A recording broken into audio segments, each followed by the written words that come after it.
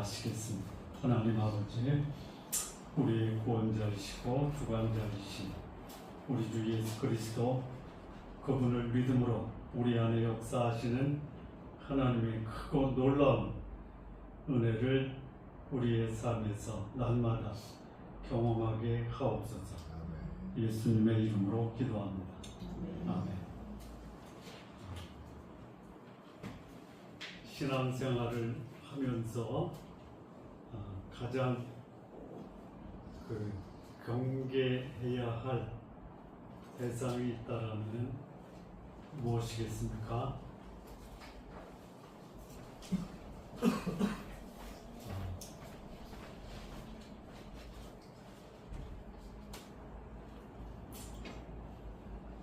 설 연휴 때도 오신 우리 성도 여러분,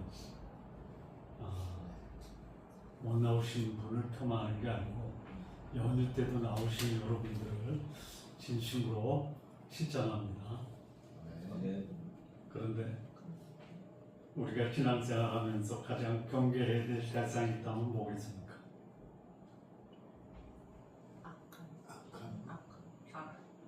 뭐요? 죄와 버타는 거, 악한 것과 친한 거. 그게 누구예요? 그게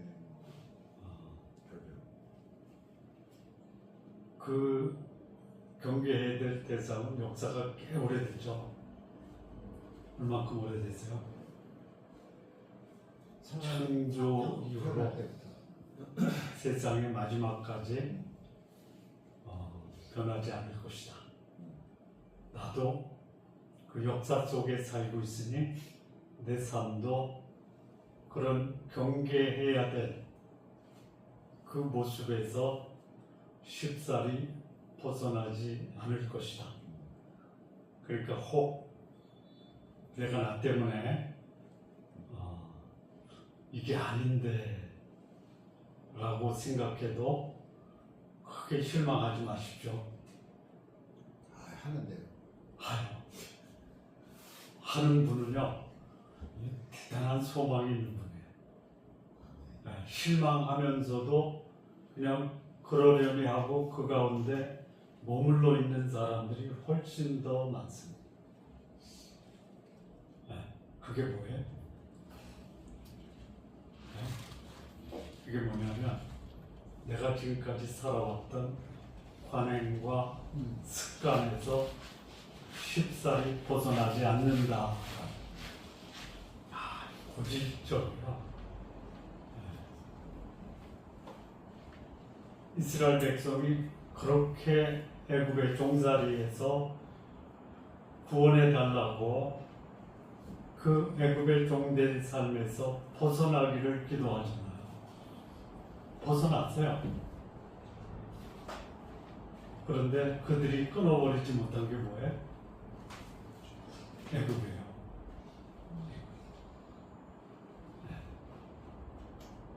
소위 지금까지 살아왔던 내 삶의 종교적 관행, 그들이 애굽에서 하나님을 예배하고 제사를 드렸어요. 그들이 우리는 하나님의 백성이다라는 자부심이 있어요. 그리고 애굽이 주는 각종 혜택을 누렸어요. 그래도 이게 아니다 해서 하나님의 구원을 요청을 해요. 그래서 하나님이 그들을 애굽에서 구원해내십니다. 이제 그들이 애굽에서 구원을 받고 출애굽 가정에 들어가면서 제일 먼저 하는 게 뭐예요? 과거에 애굽에서 했던 원망과 불평을 애굽을 떠나자마자 시작을 해요.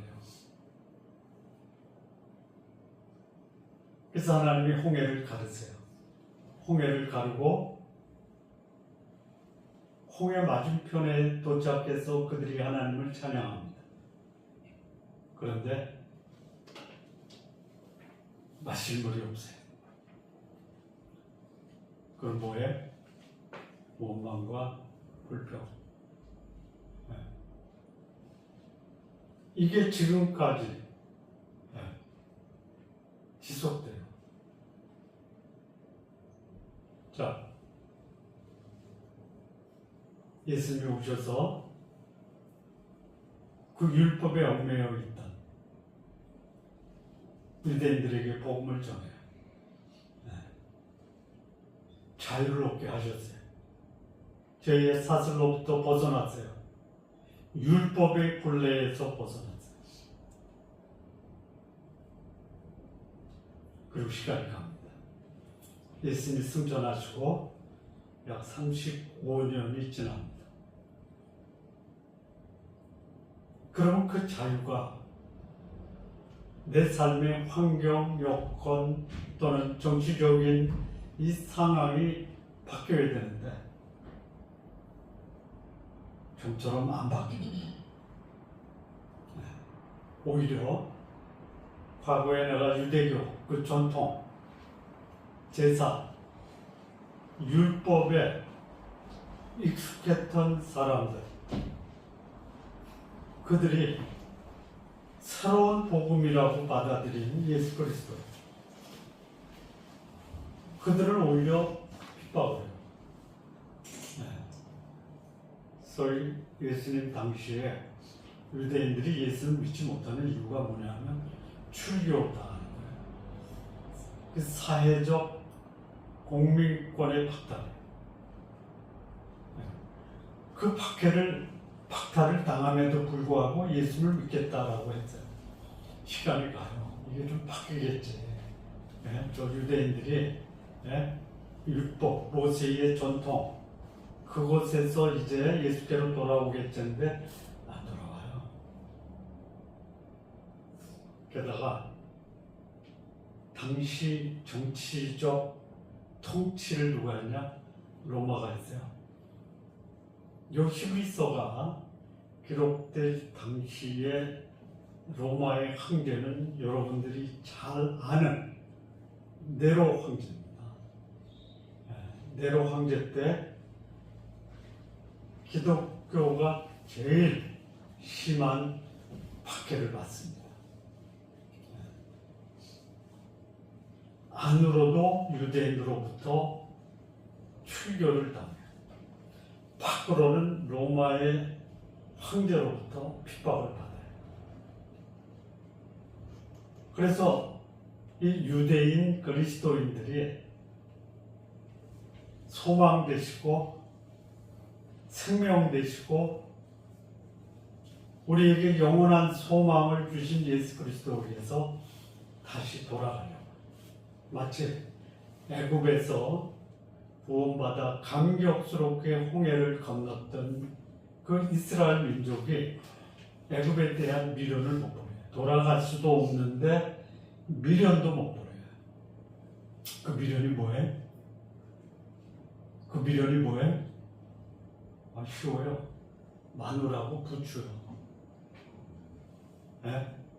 그거 먹고 싶다고 출애굽하고 홍해를 건넌 다음에 그들의 의식 속에 밥 먹을 때가 되면 생각나는 게 뭐예요?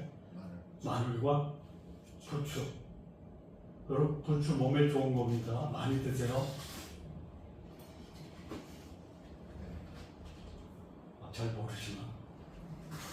어쨌든 몸에 좋은 거예요. 근데 예수님을 믿고 그리스도인이 된 유대인 그리스도인들의 환경이 안 바뀌어요. 오히려 더 열악해져요. 그러니 차라리 그때가 좋았다. 유대인들에게 소위 비난이나 배척의 그 날카로운 시선을 받지 않는 그게 좋았다. 돌아가려고 그래요. 또 로마로부터 박해를 받는 그 박해 이제 더 이상 견디기 어렵다. 돌아가려고 그래요. 여러분, 우리를 지배하고 있는 게 생명의 말씀, 하나님의 말씀, 진리의 말씀에 영향을 받느냐, 아니면 우리가 지금까지 살아왔던 이 삶의 습관, 관행, 전통, 여기에 우리가 영향을 받으려고 해요. 여러분들을 보시고 속으로 답하시면 대충은 뭐 아주 끈질기게 우리를 붙들고 있는 게 뭐냐, 지금까지 살아왔던 종교적 관행과 내 삶의 습관이에요.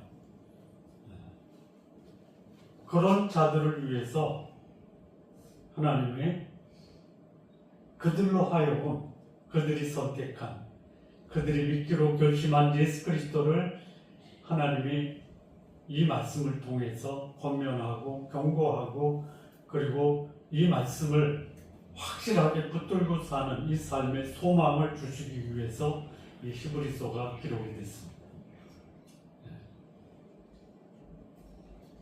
자, 이 히브리서의 저자는 누구냐?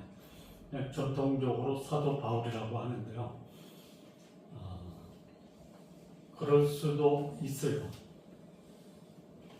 그런데 사도 바울의 다른 서신과 요 히브리서를 대조하면 사도 바울답지 않은 문체, 내용들이 히브리서에 많이 나옵니다. 사도 바울이 아니라고도 할 수 없지만 그렇다라고도 할 수 없다. 그래서 역사적으로 이 히브리서를 전통적으로는 바울이지만 문체나 또는 이 전개하는 방식을 통해서 봤을 때 혹 바나바가 아니냐, 혹 아볼로가 아니냐, 혹 누가가 아니냐, 이런 주장도 있습니다. 그런데 확실하게 주장하는 견해가 있습니다.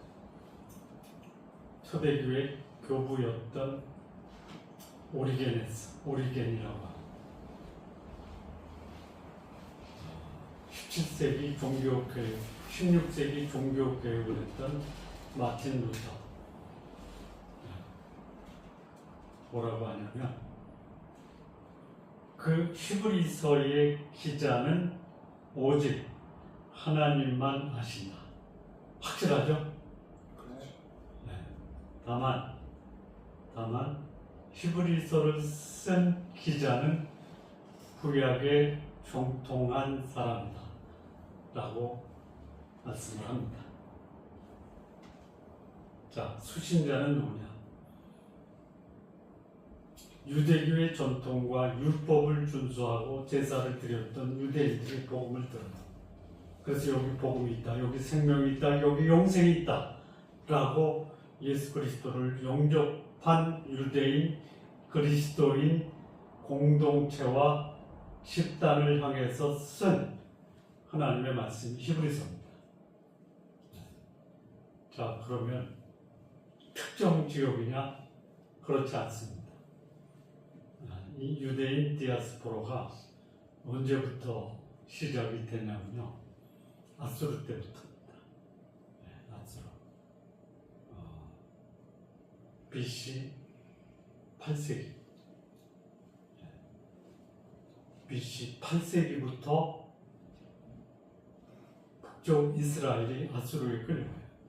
퍼져요. 그리고 BC 6세기에 유대인들이 바벨론에 멸망하면서 그들도 세계 각지로 흩어집니다. 그러니까 이 유대인들이 거의 뭐 전 세계에 퍼져 있다 이렇게 봐도 돼요. 그들에게 복음을 전한 사도 바울, 또 12사도가 복음을 전해서 그들이 있는 곳에서 유대인, 그리스도인 공동체를 만듭니다.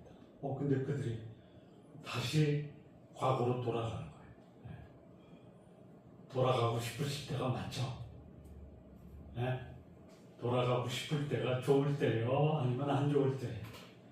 좋을 때는 좋다고 돌아가고, 나쁠 때는 나쁘다고 돌아가고. 이 소위 과거에 기독교라는 종교의 그 소위 영향을 받으면은 돌아가려고 그래요. 지금도 그게 벌어져요. 그래서 그들이 아까 말씀드린 두 가지, 지금까지 속해 있었던 종교 공동체에서 소위 이 단어로 죽일 수도 있어요. 복음에 사로잡힌 사람이 전통에 사로잡힌 사람에게 비난을 받을 수 있다. 또 사회적인 불이익도 받을 수 있다. 그래서 그런 거 너무 힘드니까 다시 과거로 돌아가.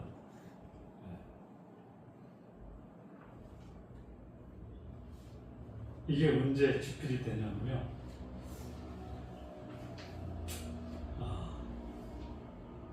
그 예루살렘이 완전히 무너지는, 예루살렘 성전, 예루살렘 성벽이 무너진 게 AD 70년입니다.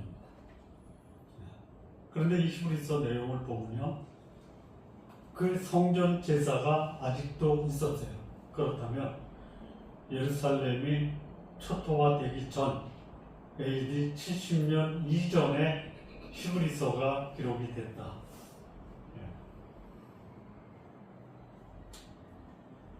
자, 이 히브리서를 보면요,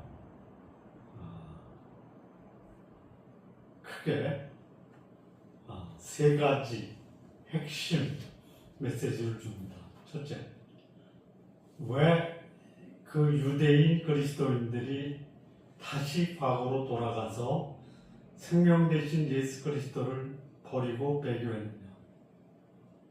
왜 그랬냐? 예수 그리스도를 잘 모르기 때문이다. 몰라요. 그 요즘에 유행하는 그 미디어 중에 하나가 뭐냐면 유튜브죠. 유튜브에 보면 뭐 한국 드라마도 그렇고 미국 드라마도 그렇고 중국 드라마가 더 그랬는데요. 자기 정체를 숨기고 사람 찾아가죠. 뭐 결혼도 해요. 정체를 감추고. 모르세요? 중국 드라마 50대 중년의 사람이라는 그걸 쳐보고 거기 재벌이 시골 성실한 여인을 만나서 결혼을 하는데 이 여인이 자기 결혼한 남자를 몰라. 왜? 숨겨서. 근데 사랑이기 때문에 소위 경비원인데 사랑 때문에 결혼을 해요. 나중에 알고 보니까 재벌이야. 근데 이런 것도 있어요. 자기 사이가 그야말로 무일푼. 그런데 실상은 재벌이야. 그래서 자기 딸하고 결혼했는데 딸을 이혼시켜.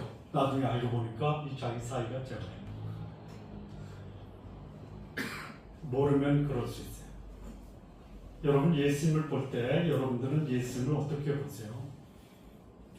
제가 이부터 이렇게 묘사를 했거든요. 양손에 금덩어리를 쥐고 있어요. 그런데 옷은 남루한 옷을 입고 있어요. 뭐가 눈에 띄어요? 금덩어리가 눈에 띄어요? 허름한 옷을 입은 게 눈에 띄어요? 허름한 옷이 더 눈에 띄는 거예요. 그래서 이거 못 봐요. 안 봐요. 볼 것만 봐요. 내가 믿는 예수님은 허름한 옷을 입은 거지 같은 자다. 이 거지가 금덩어리를 들고 있어요. 이거 보셔야 돼요. 예수님의 겉모습. 그리고 오늘 나에게 보여주는 예수님은요, 허름한 옷을 입은 거지 같은 존재. 이렇게 보려고 해요. 예수님이 뭐라고 자신에 대해서 얘기하냐면 우리가 지난주까지 했던 그 이사야서에 예수님이 자신을 뭐라고 해요? 마른 가지에서 나오는 연한 순과 같다. 봤어요? 생명이 없어 보이는 가지가 있잖아요. 가지. 거기서 봄이 되면 싹이 올라오죠. 마른 가지에서 올라오는 연한 순과 같다. 우리가 믿는 예수님이 그렇게 보일 수 있어요. 그분은 누구예요? 그분은 누구예요? 그분은 전능하신 하나님, 영존하신 아버지. 그분은 영생의 근원자. 그걸 봐야 돼요. 근데 그걸 안 보려고 그래. 안 보려고 해요. 그래서 내가 예수님으로부터 멀어지는 것을 합리화시키려고 한다. 여러분이 그렇게 예수님을 봐도 예수님은 여전히 전능하신 하나님이요, 창조주 하나님이요, 역사의 통치자요, 영혼의 구원자이심은 변치가 않습니다.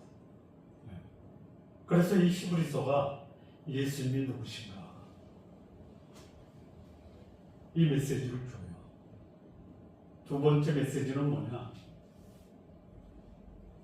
예수님이 우리에게 행하신 그분의 사역은 모세, 율법과 어떻게 다른가? 어떻게 다르냐면요, 더 좋은 사역을 하셨다. 이것도 나옵니다. 그래서 예수님이 누구신가와 예수님의 사역을 소개하고, 세 번째는 뭐냐? 히브리서 전체를 통해서 우리가 경계해야 될 오늘 내 삶의 모습이 무엇인가? 이 세 가지의 겉면의 말씀을 해주는 게 뭐냐? 히브리서입니다. 자, 그러면 예수님이 누구신가? 요거를 세 가지로 구분을 하는데요. 첫째는 뭐냐? 예수님은 인격적으로 역사 속에 있었던 그 누구보다도 탁월하다라는 거예요. 여러분이 누구하고 비교당하면 소위 우리말로 뭐가 팔릴 수도 있지만, 나를 그 사람하고 비교하는, 그 사람과 비교하지 말라고 그랬죠. 네? 역사 속에서 가장 우리가 신앙적으로 존경하고 따를 수 있는 지도자 한 사람을 꼽으면 누구를 꼽을까요? 모세. 네. 히브리 그리스도인들에게 그들이 과거에 가장 강력한 영향을 받은 사람이 누구냐? 모세. 율법. 그런데 너희들이 믿는 예수 그리스도는 모세보다 탁월하다. 또 있어요. 모세의 후계자 여호수아. 40년 광야 생활을 마치고 요단강을 건너 가나안을 정복해서 이스라엘 백성에게 안식을 줬던 가나안 정복의 주인공 여호수아. 너희들이 믿는 예수는 그 여호수아보다 탁월하다. 사람은 아닌데요, 피조물 중에 하나. 심지어 사도 요한까지도 그 발 아래 엎드려 경배하려고 했던 피조물이 있어요. 누구죠? 누구?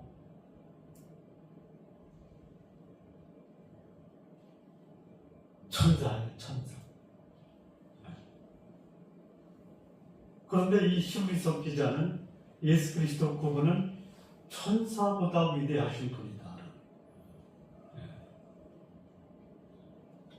여러분, 천사하고 모세하고 여호수아의 공통점이 있어요. 뭐죠?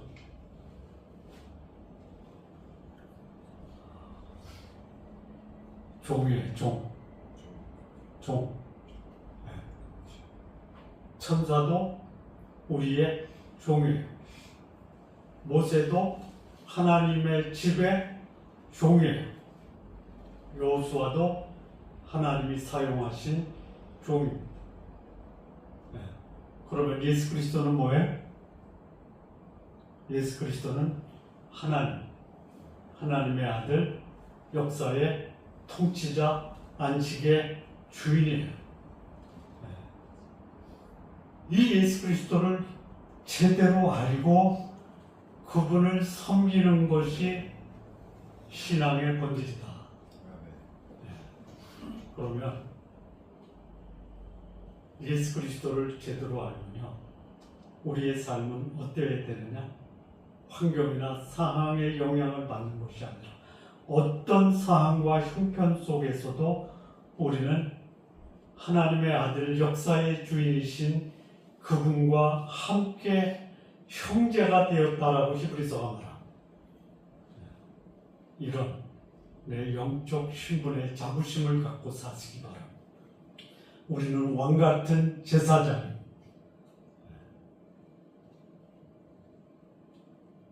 내가 영적으로 이 그야말로 감격스러운 정체성을 확신하지 않으면요, 모세가 종인데 모세보다 못하겠죠. 예? 나 자신에 대한 심한 절망감, 자괴감, 열등감 속에 빠져서 하나님 그분의 아들 예수 그리스도까지도 포기하고 살아가는 소위 신앙의 낙오자가 될 수 있어요. 자, 히브리서가 우리에게 가르쳐주는 또 다른 교훈이 뭐냐? 여기 히브리서의 핵심 키워드가 있는데요. 그게 뭐냐면 더 나은. 이것은 뭐냐? 예수 그리스도가 우리를 위해서 행하신 그 역사는 역사 속에 나타난 그 누구보다도 더 나은 그 역사를 이루셨다. 이것까지가 나오는데요. 한번 보겠습니다. 첫째는 더 나은 이름을 그분은 가지고 계십니다. 더 나은 이름. 히브리서 1장 4절을 보면요, 그가 천사보다 훨씬 뛰어남은 그들보다 더욱 아름다운 이름을 기업으로 오셨다. 예수님의 이름을 뭐라고 하냐면 천사보다 훨씬 뛰어난 이름이다. 왜요? 그분이 가지신 기업이 어때요? 누구의 이름으로 기업을 받는다라고 할 때 예수님은 누구의 이름으로 기업을 얻었냐? 하나님의 이름으로 기업을 얻습니다.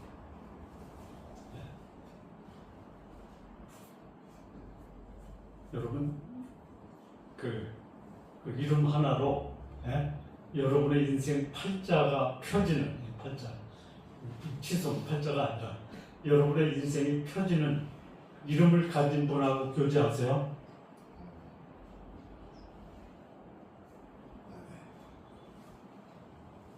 실감이 안 되죠. 그냥 쉽게 얘기하면요, 재벌의 아들은 어떻게 살아요? 재벌처럼 살죠. 왜? 아버지가 재벌이니까. 우리가 믿는 하나님이 창조주, 전능자, 주관자, 통치자예요.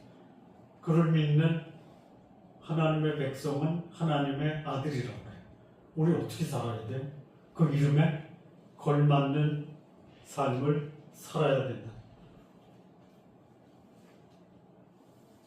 못 사시잖아요. 왜? 우리가 지금까지 살아왔던 삶의 습관들이 있어요. 이게 쉽사리 우리 신분에 걸맞는 삶을 사는 것을 끌어내리고 방해하고, 오히려 그 이름에 걸맞는 삶을 사는 게 오히려 내 삶의 불행이다라고 생각하게 하는 것들에서 못 벗어나요.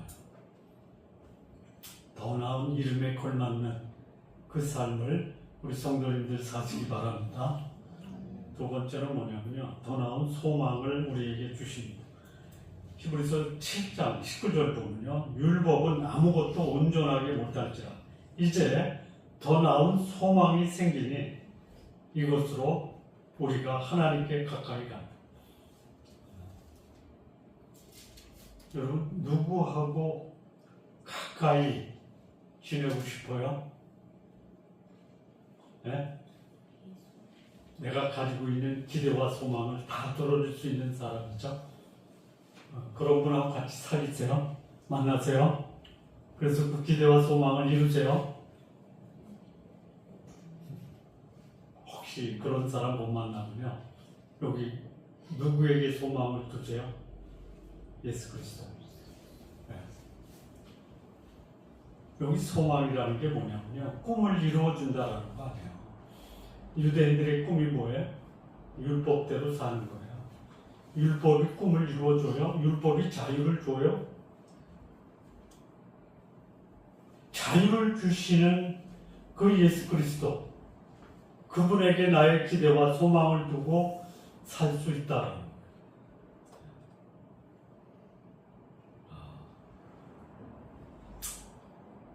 제가 너무 큰 기대를 제가 하지는 않겠어요. 하루에 한 15분 정도 예수님과 만나서 여러분의 꿈과 소망을 얘기하고 교제하시기 바랍니다. 15분만 하세요.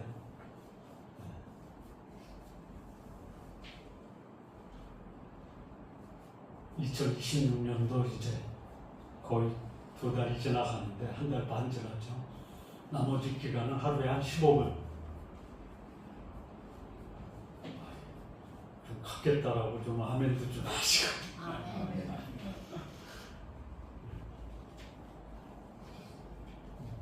예수 그리스도 그분은 율법이 우리에게 주는 소망을 극복하기 위해 율법을 지킬 수도 없어요. 그런데 그분과 교제하면 그분은 나에게 자유를 주시고요, 은혜를 주시고요, 축복을 주세요.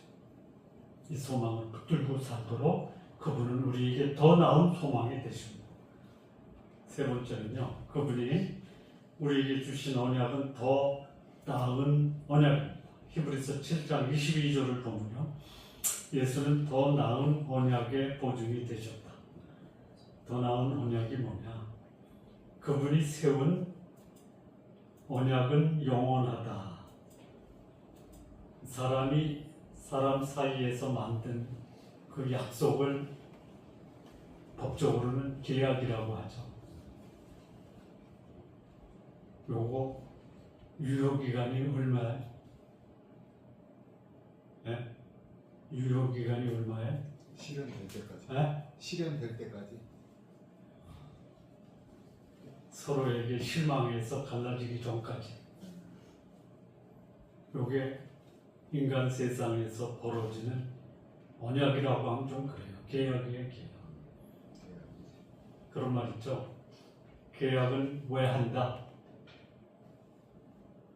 못 들어보셨어요? 계약은 깨기 위해서 계약한다. 하나님의 언약은 결코 깨질 수가 없어요. 이런 분들도 있어요. 예수 믿고 구원받으면 잃어버릴 수 있다. 아닙니다. 안 해요? 네? 내가 하나님 뜻에 합당한 삶을 살지 못해도 내가 예수 그리스도를 나의 구원자, 나의 주님으로 영접했으면 하나님이 약속하신 구원의 약속, 언약은 영원하다. 네 번째 더 나은 것은 뭐냐면 제물이에요. 예수님 자신이 제물이 됐어요. 과거의 구약에 드려진 이 제물은요, 어떤 제물이냐면 자주 같은 제사 서서 드렸어요. 그러니까 이것은 뭐예요? 임시적이고 일시적이고 제한된 제물이에요. 예수 그리스도 그분이 자신의 몸으로 드린 이 제물, 한 영원한 제사를 드리시고 하나님 우편에 앉으셨어요. 다섯 번째 더 나은 것은 뭐냐? 그분이 가지신 소유입니다. 히브리서 10장 34절에 너희 소유를 빼앗기는 것도 기쁘게 당한 것은 더 낫고 영구한 소유가 있는 줄 압니다. 이게 뭐냐면요, 유대인들에게 가지고 있는 거 박탈장이에요. 로마 정부로부터 소위 물리적, 신체적 박해를 받아요. 이거 뺏긴 거예요. 근데 그래도 예수 그리스도를 믿는 믿음이 뺏겨도 그것을 예수 그리스도를 믿는 믿음의 한 증거로 받아들이고 기쁘게 여겼어요. 그런데 예수께서 우리에게 주신 그 소유는 뭐예요? 더 낫고 영구한 소유예요. 그 소유가 어디 있어요? 우리 마음에 있고요. 그 소유가 어디 있어요? 우리 인생이 끝나도 하나님이 우리를 위해서 예비하신 그 하나님의 선물은, 소유는 영원하다 이거예요. 여섯 번째는 뭐냐? 히브리서 11장 16절에 보면 이제는 더 나은 본향을 사모할 수 있게 됐다.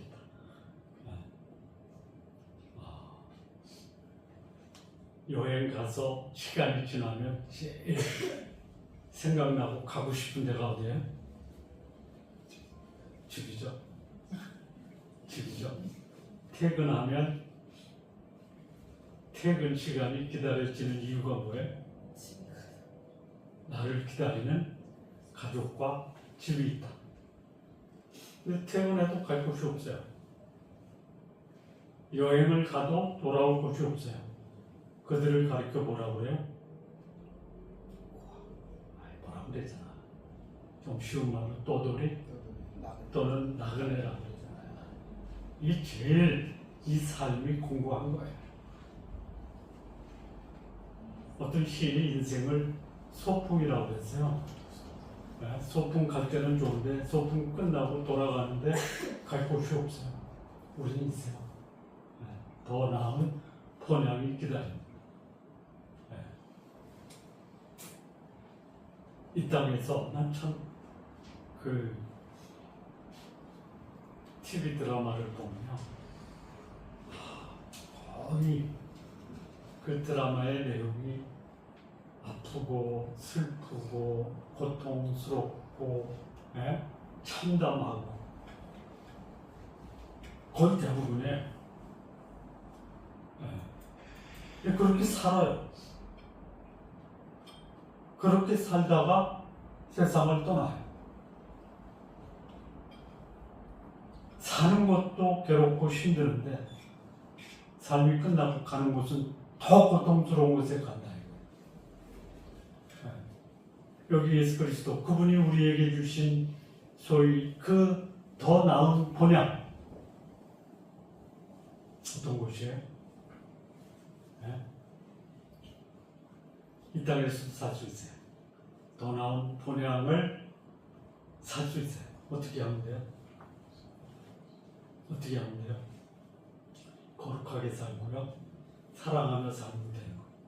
이게 하나님의 모습이에요. 저는 우리 교회 성도님들이 하나님의 모습을 닮아가는 성도님이 돼서 우리 교회가 작은 천국이 되었으면 참 좋겠습니다. 아멘. 어떤 것이 천국이에요? 거룩한 것, 사랑이 넘치는 것. 만들어 가세요. 아멘. 그리고 기도하실 때 우리 교회 목사가 그런 목사가 되도록 기도해 주세요. 아멘. 어쩔 수 없어요. 교인들은 목사 따라가는 거예요. 목사가 거룩하면 성도들도 더럽게 살 때 움츠려요. 목사가 더러우면 어때요? 마음껏 더럽게 살아요. 목사가 욕심 부리면요, 성도들도 욕심 부리는 게 당연한 것처럼 살아요. 천국은 어떤 곳이에요? 거룩함과 사랑이 넘치는 곳이에요. 그거 다 꿈꾸지 않으세요? 여러분의 가정이 천국을 꿈꾼다면 거룩하고 사랑하며 사세요. 자, 7번째는 뭐냐면요, 예수 그리스도 그분은 우리에게 더 나은 부활, 더 많은, 더 나은 속죄를 주셨어요. 이게 히브리서 11장 35절, 히브리서 12장 24절인데요. 더 나은 부활을 얻고자 했다. 더 나은 것을 말하는 뿌린 피니라.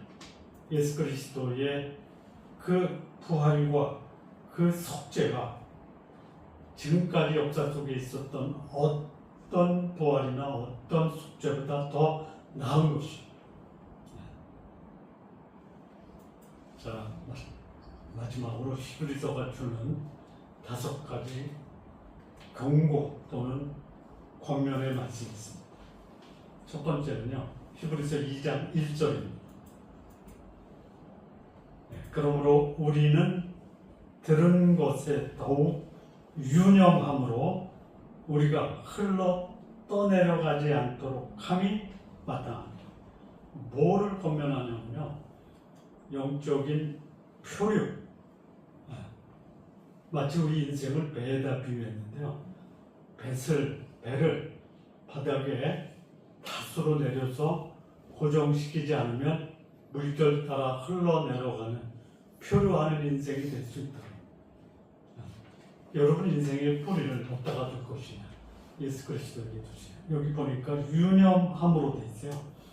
유념이 뭐냐면요. 영어로 쓰면 attention에 집중하는 거. 여러분의 관심, 여러분의 시선, 여러분의 마음, 요거를 예수 그리스도에게 집중하세요. 하루에 몇 분 정도? 15분.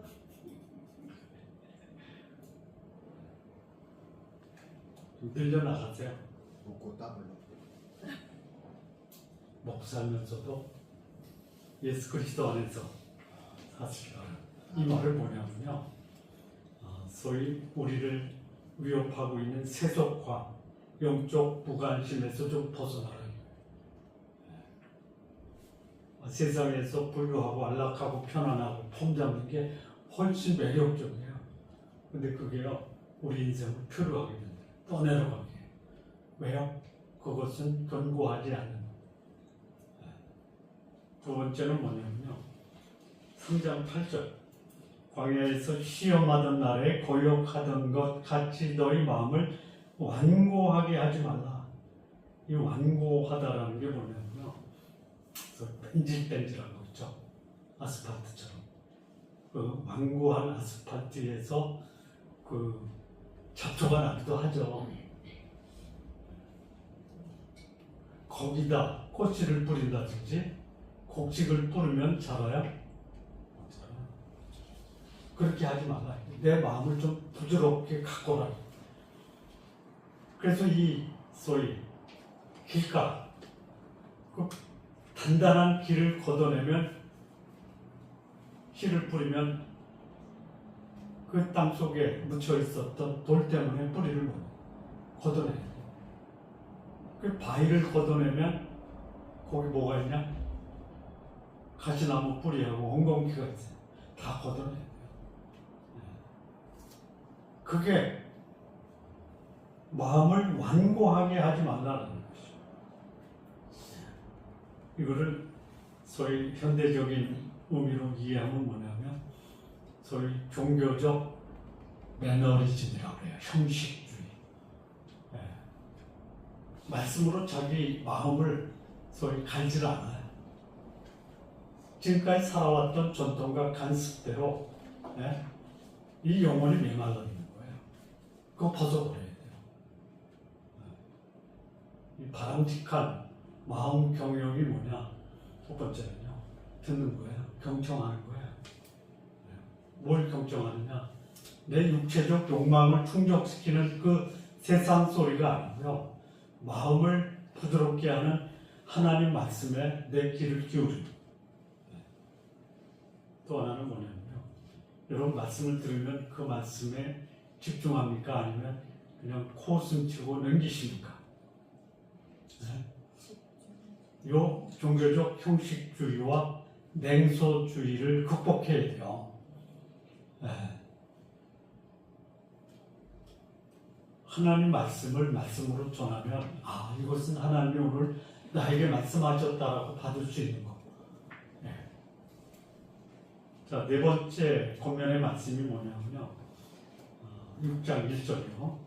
그러므로 우리가 그리스도의 도의 초보를 버리라. 우리 신앙의 초보. 근데 이 교회가 그리스도 도의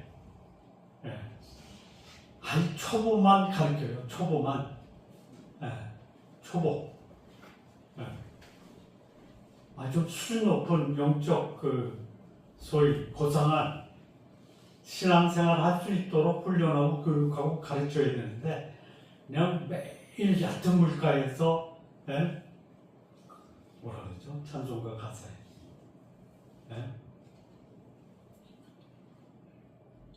그 찬송가가 뭐죠? 많은 사람이 얕은 물가에서 깊은 뭐죠? 못 가는 거예요.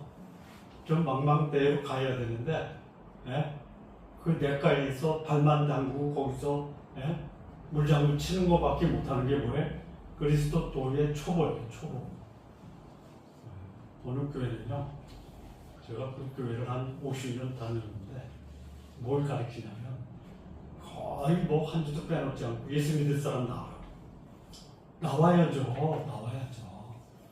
그러면 그렇게 주일 예배 때 그것만 하면 주중이나 주일 오후에 체계적으로 말씀을 가르치고 훈련을 그건 없어요.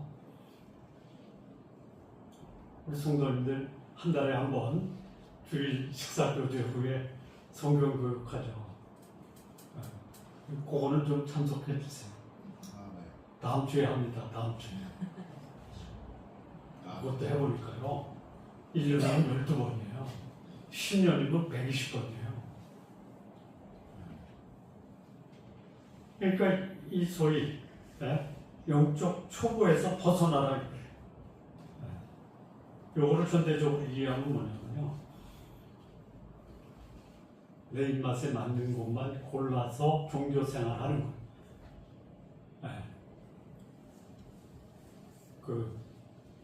요즘엔 장보러 안 가죠. 요 핸드폰으로 주문하면 저녁 때 주문하면 새벽에 배달하죠.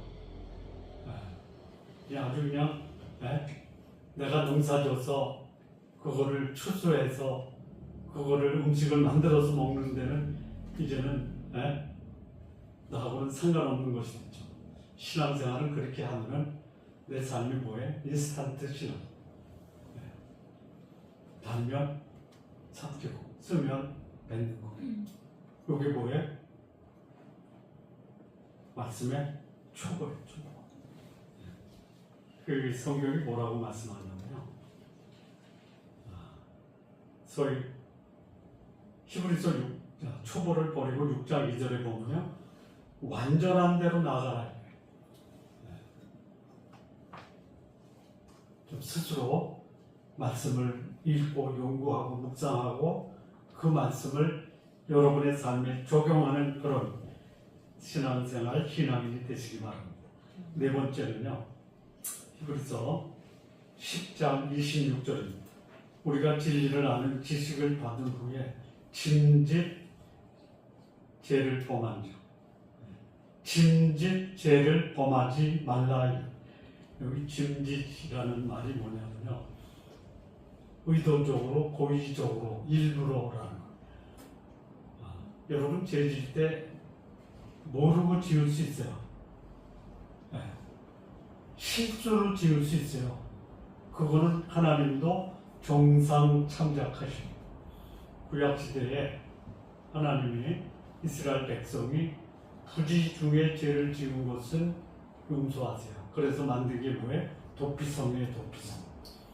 여기 일부러 지은 거는요. 성전에 들어가서 제단 뿔을 잡아도 끌어내서 죽이라고 했어요. 짐짓 죄를 짓지 마십시오. 짐짓 죄를 짓지 마십시오. 이거를 현대적으로 어떻게 이해하냐면요. 신앙인이 도덕적으로 방종해서는 안 됩니다. 내가 세상에서 불신자들하고 어울릴 때니 그들과 함께 어울리는 게 나한테 유리하다. 그게 뭐예요? 짐짓 죄를 범하는. 또 뭐냐? 예수께서 나를 위해서 십자가에 내 죄를 속하기 위해서 죽으신 것을 소위 말하면 싸구려 은혜로 생각하는 거예요. 그리고 극복해야 됩니다. 마지막 다섯 번째는 뭐냐면 히브리서 12장 25절인데요. 너희는 삼가 말씀하신 일을 거역하지 마라. 하나님 말씀, 그 말씀을 말씀하신 하나님의 권위에 굴복하라 이거예요. 여러분 육체에 굴복하고 세상에 굴복하고 어두운 영에 굴복하지 말고 거룩하신 하나님, 그분이 말씀하신 그 말씀에 순복하는 삶, 그 삶을 말씀해 주고 있습니다. 이거를 우리가 현대적으로 이해할 때는 뭐냐면요.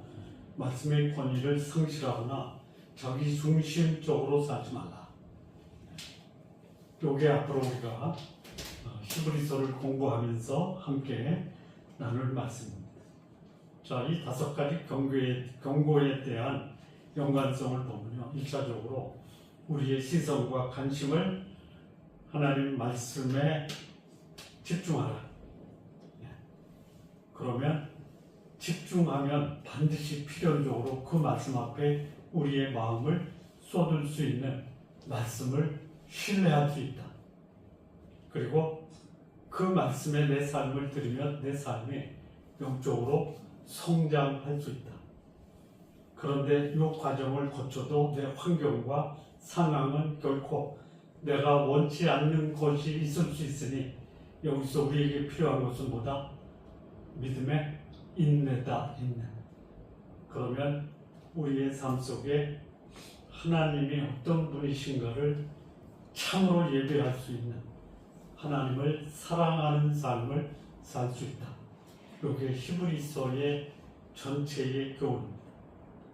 자, 마무리 지으면요.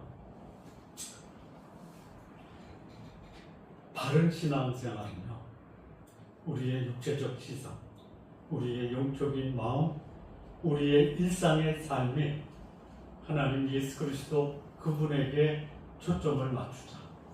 그러면 이 삶이 나를 극복하고 환경을 극복하고 세상을 극복하는 아주 바람직하고 그리고 거룩하고 그리고 사랑에 넘치는 하나님의 백성으로서의 삶을 살 수 있다라는 것이 히브리서 전체의 교훈입니다. 그런 삶이 우리 성도님들의 삶 되시기를 진심으로 바랍니다. 기도하시겠습니다. 하나님 아버지 감사합니다. 우리 주 예수 그리스도 나의 구원자 전능하신 하나님 영원하신 아버지, 그분과 더불어 내 인생의 여정을 잘 살다가 하나님이 부르실 때 그 영원한 천국에 들어가는 귀한 주의 백성들 모두 되게 하옵소서. 예수님의 이름으로 기도합니다. 아멘.